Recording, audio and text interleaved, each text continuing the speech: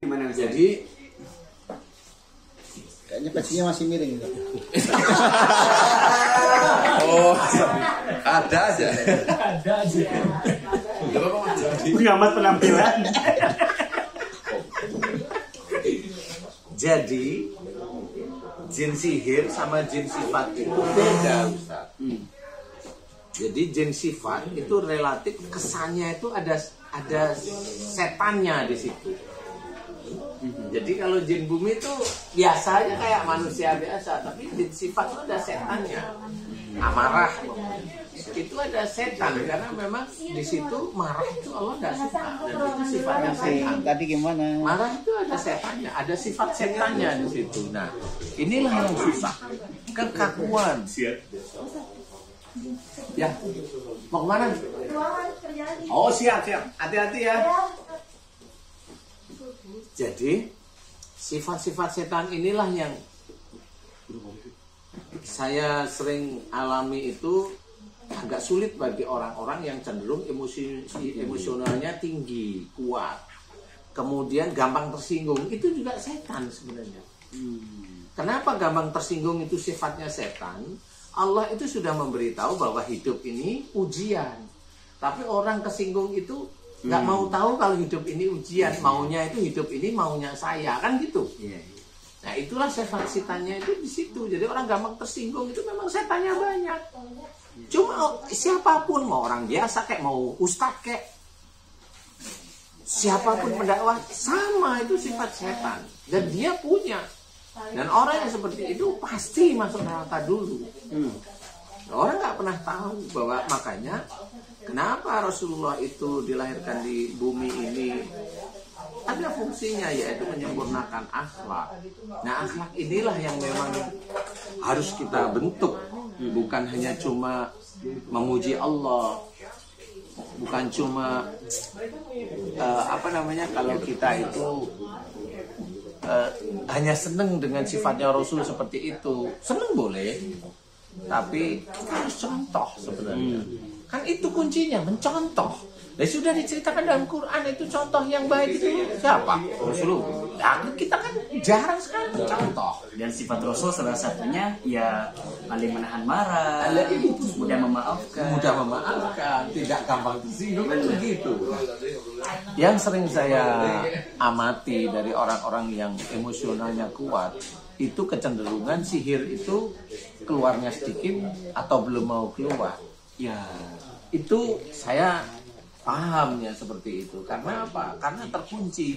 Nah, yang mengunci sifat ini adalah dari orangnya itu sendiri. Ya. Makanya kalau dia tadi sebenarnya pada saat itu cerita yang tidak sakit hanya rambut sama gigi, itu sebenarnya adalah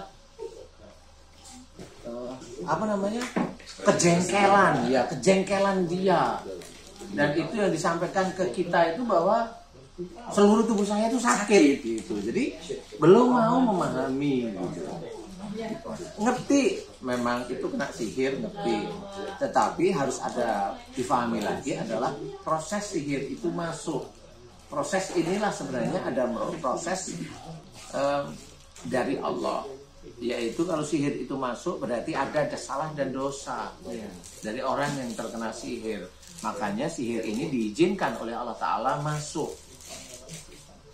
Nah pada waktu sihir ini masuk, sihir ini juga mengikuti aja sifatnya orang sendiri. Ya. Jadi kalau sifatnya buruk semakin nyaman dia, gitu, semakin seneng dia. Kalau dia itu sholatnya bagus, tidak ngeluh, tidak ini gitu. Itu mental juga sihirnya. Sihir itu susah mau masuk, itu susah. Karena dia sudah punya tameng. Karena dia punya tameng dari akhlak ibadahnya seperti itu. Jadi nggak cuma hanya ilmu agama, enggak ibadah. Amal solehnya, akhlaknya itu. Nah inilah yang orang itu tidak pernah difahamkan. Jadi menyelesaikan sihir itu sebenarnya nggak hanya cuma dibacain, kasih tahu bahwa dalil untuk memberikan kesembuhan tentang sakit itu ada dalilnya. Kalau Allah menceritakan bahwa asabakum min musibatin fa bima kasabat aydikum, apa saja musibah yang kau terima itu disebabkan dari buah tanganmu sendiri. Nah, berarti kalau ada sihir masuk, berarti itu salah satunya dari ulah tangan dia sendiri, akhlaknya lah ya, ada kesalahan. Nah, kalau ada kesalahan awal sebelum kita itu mendoakan atau ngapain, iya ditoakan agar diampuni gitu maksudnya. Nah, bukan ditabrakan, nggak bisa. Nggak bisa. Mau nanya dong, mungkin nggak misalkan nih ada sihir masuk, sihirnya itu relatif kecil sebetulnya, tapi karena sifat orang itu yang bisa dikatakan ya kacau lah gitu, bisa nggak sihir itu jadi lebih besar ketika masuk ke tubuh orang itu? Padahal ya kolaborasi, akhirnya jadi kolaborasi, saling mendukung gitu. Saling mendukung. Sebenarnya itu gitu loh. Jadi saling mendukung karena sihirnya sama sifatnya sama. Iya. Semakin membesar berarti Ustaz. Bukan semakin membesar. Yang sifatnya itu ngikutin. Iya, ngikutin, ada gejala ngikutin. Jadi semakin kuat. Semakin kalau dilihat semakin kuat. Kalau saya sih makanya jadi presisi gitu di tubuh tuh ya. Ya pas Gitu sekali. ya? Karena sifat itu kan menyatu dengan tubuh. Iya, betul. Marah itu kan nyatu dengan ini sebenarnya. Marah itu kan nyatu dengan masa ada marah gini? Jangan gitu dong, kurang ajar. Kan nggak mungkin gitu. Pasti ini gerak semua. Otak ikut gerak. Jadi pasti ada begitu. Kekakuan juga sama. Enggak, begitu. Iya. Kemudian tersinggung sama seperti semuanya ngikutin semua organ. Jadi kalau memang wah sihirnya ini mirip ya sudah nempel dan seneng sihirnya itu.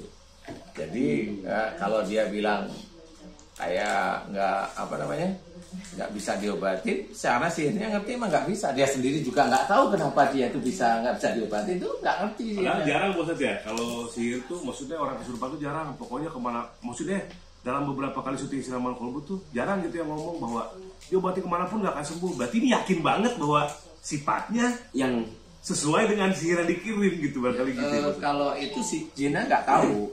Tetap nggak tahu ya? Tetap nggak tahu. Wong jin aja yang nggak bisa keluar aja ditanyain kenapa kamu nggak bisa keluar, nggak tahu juga dia. Tapi dia tahu nggak bisa keluar. Gitu. Kenapa nggak bisa keluar nggak ngerti dia. Kenapa gitu? Karena kemarin ada pasien saya, dia ngomong sama suaminya saya mau keluar, tapi nanti balik lagi kan suami jin, dia nipu, bukan nipu. Dia itu nggak bisa keluar. Jin nggak bisa keluar ini karena memang dia punya sifatnya emosional, sifat ini baru suaminya ngeh. Oh ya emang begitu istri saya. Jadi dia nggak bisa, walaupun ibunya itu sholatnya bagus, baca Qurannya bagus, puasanya bagus, tapi masih ada sifat itu. Dia belum mohon ampun dengan tulus pada Allah Ta'ala. Jinnya itu nggak bisa keluar. Dia ngomong saya mau keluar, nggak bisa. Gitu. Waktu saya tanyain dia akhirnya ngomong dia masa nggak bisa keluar. Mau saya keluarin? Mau katanya. Lah ya itu kan lucu dia. Jadi jinnya sendiri sudah nggak cocok dengan sifatnya si ibu itu. Dia memang sudah nggak cocok karena ibu itu baik, kan gitu. Jadi dia mau keluar cuma nggak bisa, ada satu sifat yaitu emosi aja. Nah kalau ibu tadi kan nggak cuma emosi, ada kekakuan, ada gampang tersinggung, sarapin, Ustaz nih, kalau misalnya dia sihirnya keluar, tapi sifatnya dia masih belum berubah. Maksudnya awalnya dia berubah, tiba-tiba naik lagi, temperamen lagi, emosi lagi, bisa nempel lagi nggak? Yang udah kalau sihir itu kan sama seperti tangan ya. Mamanya tangannya Ustadz ini untuk mukul. Ya. Saya itu ibaratnya oleh Allah Ta'ala diizinkan memotong. Oke. Jadi kan tangannya Ustadz nggak bisa mukul. Oke. Jadi sihir itu nggak bisa balik lagi sebenarnya. Paham ya? Yeah. Tapi dia secara harfiah, kalau dia seorang muslim, dia akan bertanggung jawab dengan sifatnya itu besok di akhirat. Jadi di luar case yang tadi. Di luar yang tadi sebenarnya. Yeah. Jadi orang itu nggak paham bahwa di akhirat itu memang harus diprogram. Iya. Jadi apa yang kejadian di dunia ini sebenarnya itu nanti gambaran di akhirat. Iya. Ya berarti ujiannya tidak serta-merta dalam tanda kutip ada sihir saja. Tidak. Boleh jadi orang yang kalau akhlaknya buruk dan dia tidak terkena sihir, ya nanti pertanggungjawabannya di akhirat aja. Ya. Tapi kalau memang di luar itu boleh jadi kalau ada sihir semakin nempel. Iya, insya Allah. Jadi double, triple, quarter gitu. Istilahnya seperti itu. Dan itu menurut saya itulah yang sebenarnya harus kita hadapi sebagai seorang muslim. Bagaimana kita itu menyelesaikan dengan akidah, dengan syariat, dengan akhlak. Nah itu yang harus diselesaikan. Bukan kasih air minum, itu bukan menyelesaikan menurut saya. Iya, itu bukan menyelesaikan. Kalau memang kamu muslim, selesaikan dengan cara-cara akidah kita. Gimana caranya loh? Orang kena sihir, orang sakit, itu ada dosa. Mohonkan ampunan dulu. Nah kalau kamu tahu muslim ada orang sakit, nggak kamu mohonkan ampunan, kamu nggak ngerti berarti akidah itu. Kamu nggak ngerti, bener-bener nggak ngerti. Padahal sudah dijelaskan banyak oleh Allah Taala. Beliau juga ngerti bahwa wasyari'u ila magfiratin min rabbikum, jelas tahu ayat itu. Bersegera kamu ke dalam ampunan Allah. Yang mana maksudnya? Bahwa seorang yang sudah ngerti salah dan dosanya, dia harus segera memohon ampun kepada Allah Ta'ala.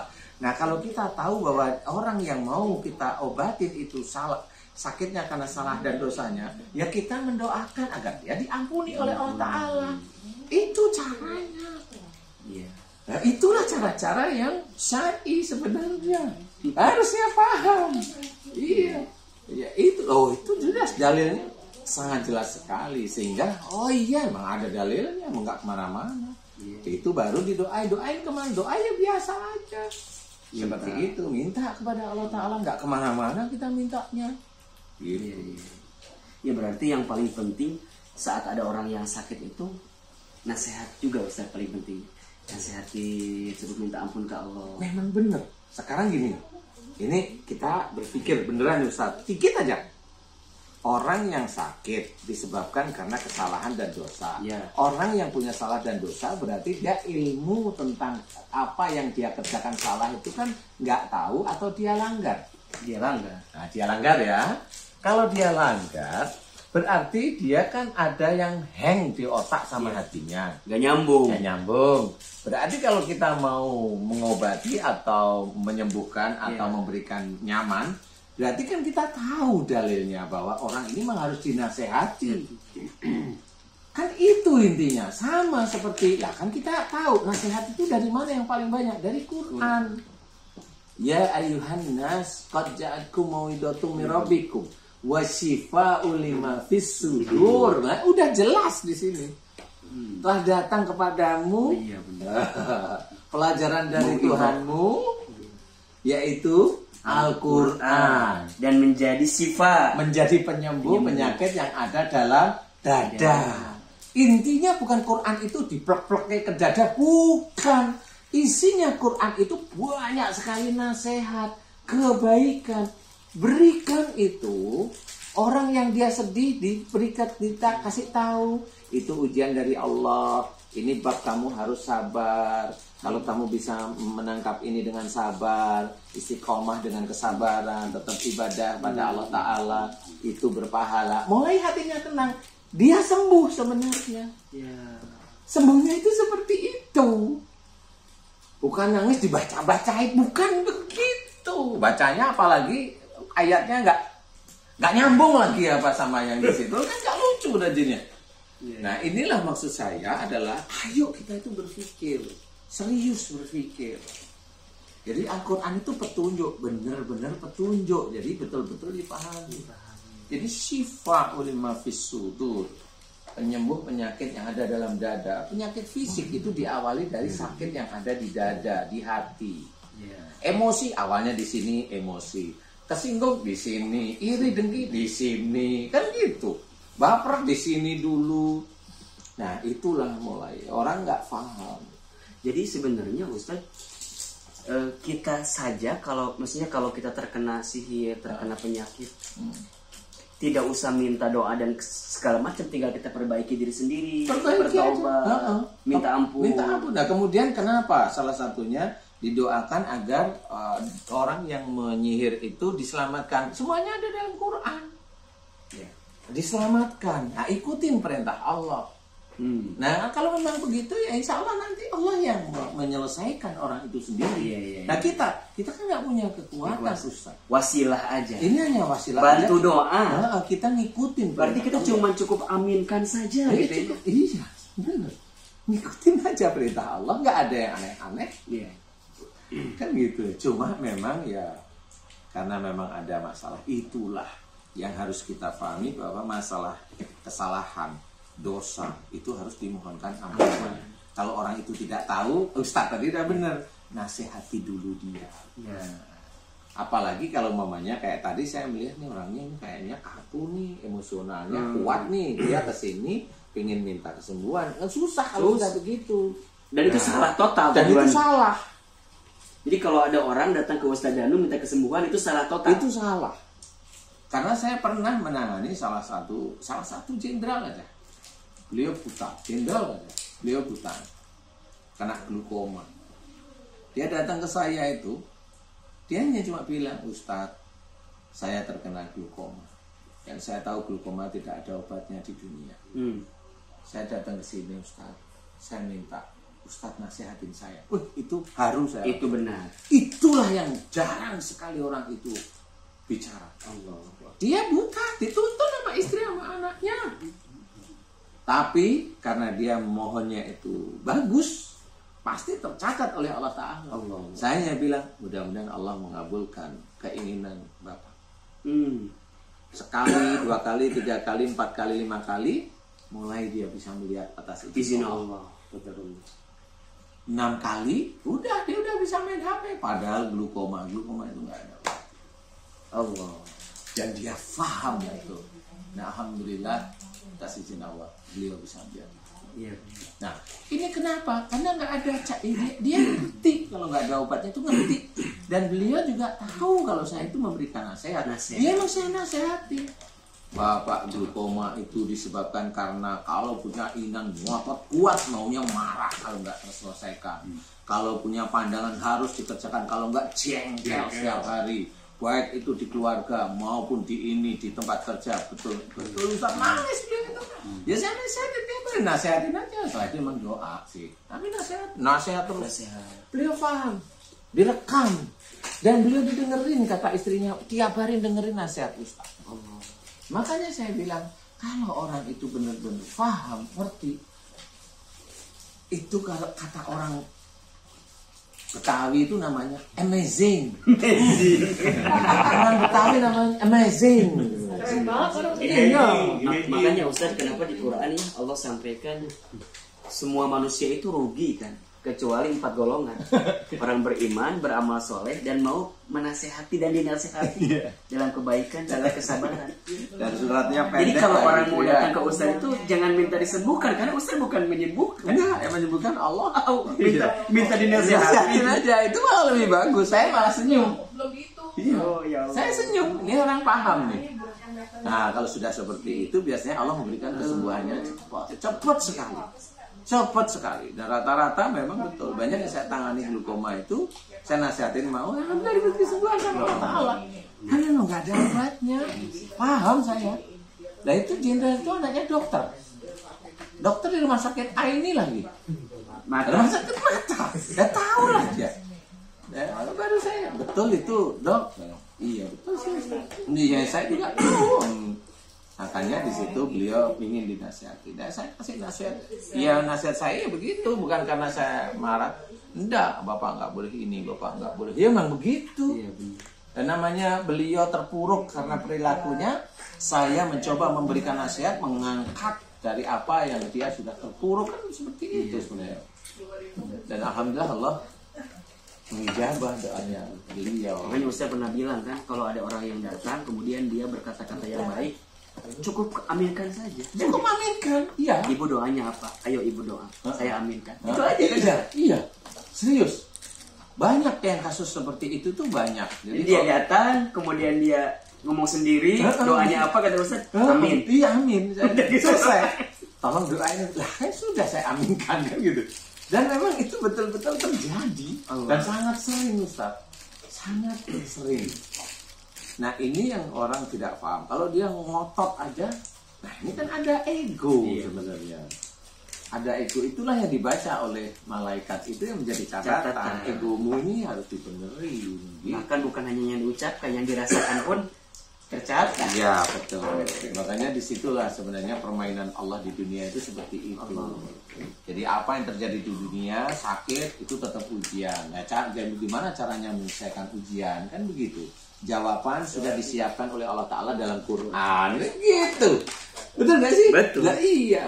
Sakit ujian, jawabannya dalam Quran. Ya, kesurupan ujian, jawabannya dalam Quran. Dijawab oleh Allah Taala. Gimana caranya menyelesaikan?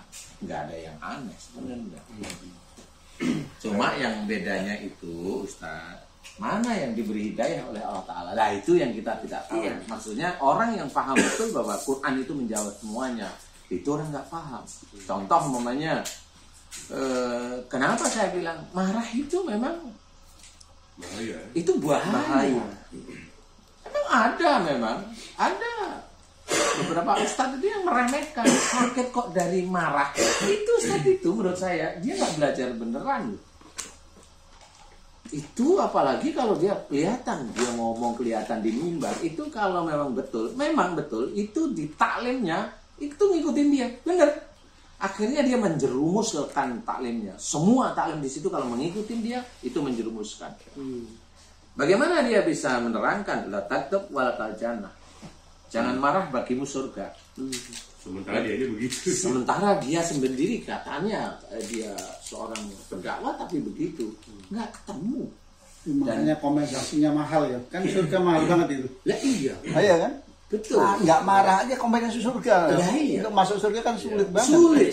Padahal marah itu kan gampang. Nah, itulah yang sulit sebenarnya. Makanya tahan marah. Tahan. Padahal kan secara medis juga kalau orang cemberut, geruduk, kalau nggak salah tuh menarik 72 urat saraf. Kalau tersenyum cukup 3 urat saraf. Itu kan kelihatan perbedaannya sebetulnya. Cuman memang orang tuh lebih gampang marah sih, Pak Ustaz. Lebih senang Di jalan gitu ya. Kalau kurang sesuai, banyak hal-hal yang membuat kita marah. Memang harus belajar. Dan itu dijawab dalam Quran sebenarnya. Nah, kenapa kita nggak ngikutin? Mau kita ngaku Islam, kita ngaku Muhammad itu Nabi kita. Nah, kenapa kita nggak ngikutin? Nabi Muhammad nggak ngajarin marah. Ya, bahkan di antara ciri orang bertakwa ya pandai menahan marah. Iya, betul. Orang baik itu kategorinya kata Quran ya wal kadhiminal ghaidho itu. Salah satunya Pandai menahan marah. betul. Dan Allah suka kepada orang yang berbuat baik dengan cara menahan marah. Iya. Nah, itulah kalau Allah suka orang berbuat baik berarti orang itu nanti diizinkan masuk surga. Amin. Kan gitu. Kuncinya kan begitu. Sesimpel, sesederhana, maksud sesulit itu. Ya, kalau saya bilang sesulit itu ya. Iya, kalau itu bukan sesimpel. Sesulit itu. Teorinya simpel ya Ustaz. Teorinya pengetahuannya simpel. Prakteknya Sulit. Kalau kata Bang Opi Kumis, kenapa berat? Karena dia sulit. kalau ringan Pas angin. Gue kan begitu. kulkas satu pintu. Kalau gampang mah hadiahnya juga nggak gede ringan. Iya, benar. Penyakitnya apa dia? Haru-haru. Penyakit heran-heran. Haru-haru. Heran sama bini ngomel mulu. Heran tapi ini. Penyakit yang merah. Sampai ingat loh. Ingat Iya. Itu salah satu yang paling kocak lah, spesial lah. Alhamdulillah. Terima kasih Ustaz. Iya, sama-sama.